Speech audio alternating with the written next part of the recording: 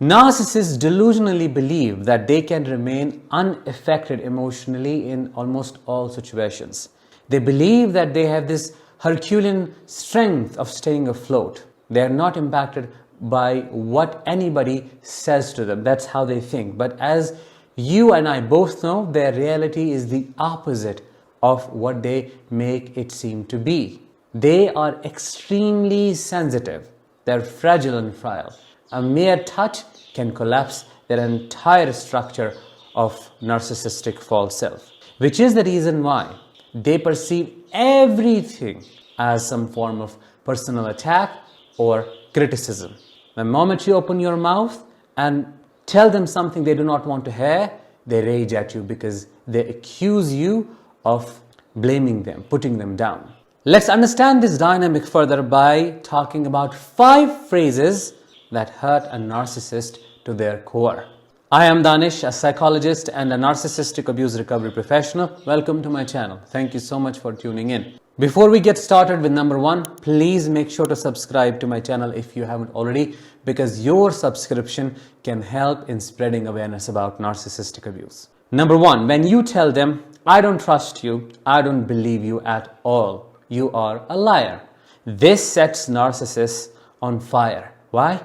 Because they expect you to take the words as gospel. You are expected to eat it up. Like that is your reality. There is no if or but to what they say. That is the fact. They think, rather they believe that feelings are facts. So when they feel a certain way towards something or somebody, for example, you in this case, if they say, I know you're crazy, that's their feeling. That's how they see you. That's a perception. But to them, it's not just a perception. It's not just a perspective. It is a fact about what they're dealing with.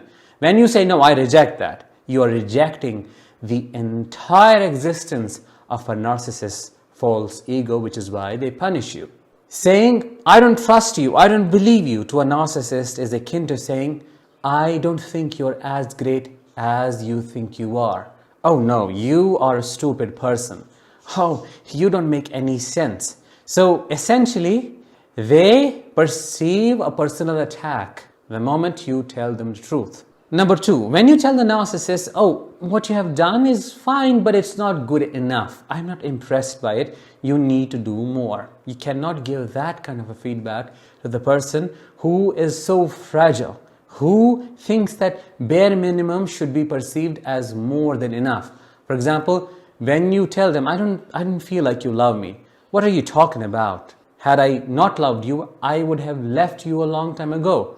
The fact that I am physically present in this relationship should naturally mean or means that I love you. But they do not talk about how they treat you. Physical presence is love for a narcissist. Another example could be you demanding some change in their behavior. And they might go to therapy. Let's say they might do 1 or 2 sessions and you will say, no, that's not enough. You need to do it continuously. No, that should be more than enough. Besides, therapy is stupid. You're wasting my time. I tried and see you're still unhappy. I do not know what will make you happy. No matter how much I do, it's still never enough for you. That's what they will say. And in reality, they do nothing at all. And they just move a little bit. When you want, enough space, they may give you an inch or let's say a centimeter and say, be fine with it. Now just breathe in that centimeter. You might say, oh no, that's not possible. I need more. I'm a human being. I'm bigger in size than that. Oh no, you're crazy. You are thinking incorrectly about it. You're smaller. Don't make yourself appear bigger. It's all in your head. Number 3, an interesting one. When you tell the narcissist, I am not afraid of you. I do not care what you say or do. I will do what I have to do.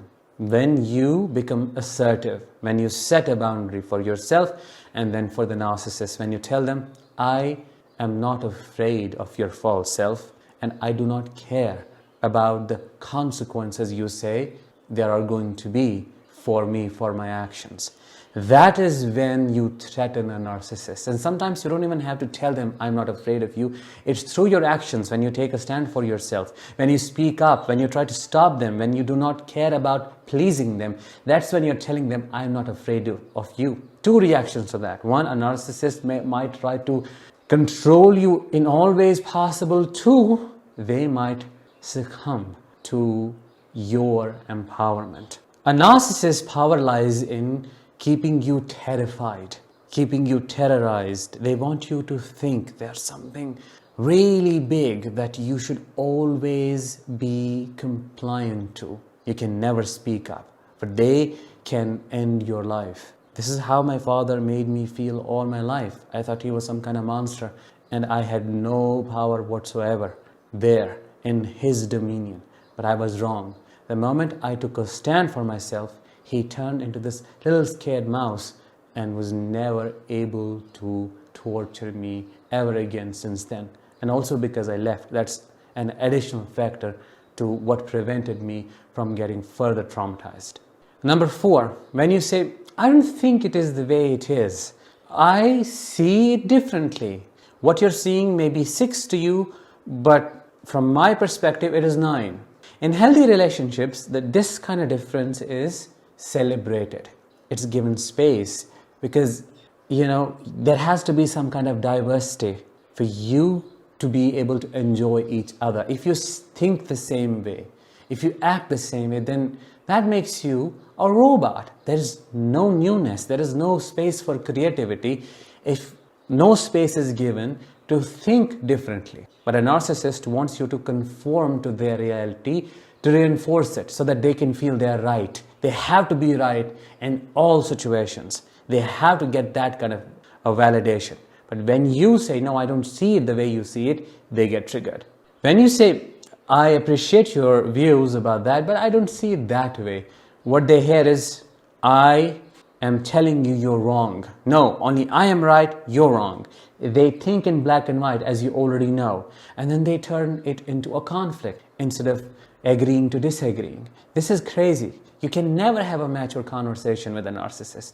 Either you have to control them and have the upper hand, which is almost impossible in every situation, or you have to be subservient, you have to be compliant, you have to give in and turn yourself into somebody who is nothing but an adaptation to the narcissist's abuse, who just agrees, fawns, says yes, never says no, never expresses their emotions, keeps their mouth shut, and so on. So basically, they want a puppet, a doll, a toy, not a human being.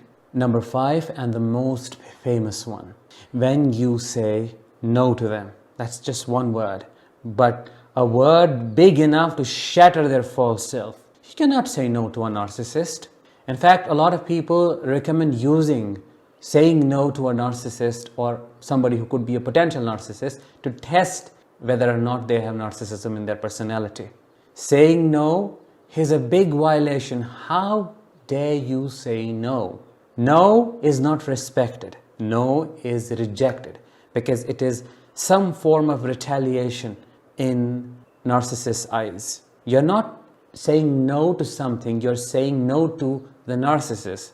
There is this hidden expectation, rather entitlement, that says, no, I can do whatever I want to, and whatever I say should be regarded as a fact. Why say no? When saying no, a narcissist may think, oh, you are rejecting them, instead of thinking that you are rejecting that part. You just don't disagree with the entirety of a person, you're just disagreeing with that small part.